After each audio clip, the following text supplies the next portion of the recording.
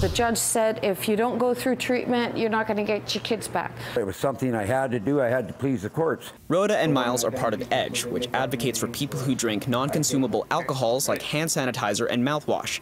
They've both been in court-mandated rehab, and they say it failed them multiple times. When I went through the treatment, I wasn't ready. I wanted to drink, and the first thing I did when I got out is I drank. It's because they forced me, and it's not going to work. I can go to recovery, I can go to jail. The jail term was shorter than the recovery time, but then it's jail. British Columbia's Attorney General is running for leader of the NDP.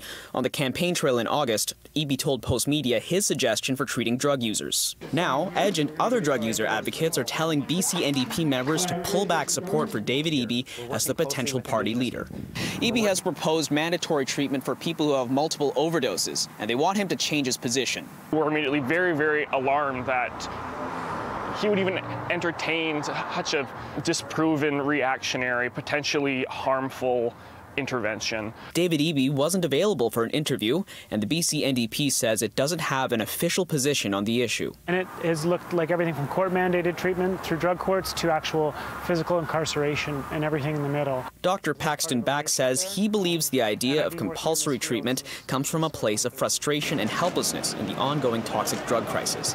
He says people have shared stories of success in forced care, but the evidence largely points to its failure. And the experience that they have in treatment varies dramatically every time depending on their motivations. And the reality is time and time again people will tell me the only time they found success in treatment is when they were there for their own purposes. Eby's competitor for NDP leader Anjali Appadurai tells City News in part, "The voices I'm listening to on this issue are experts, users, grassroots groups, and community members who continue to lose friends and family members daily to the toxic drug supply crisis."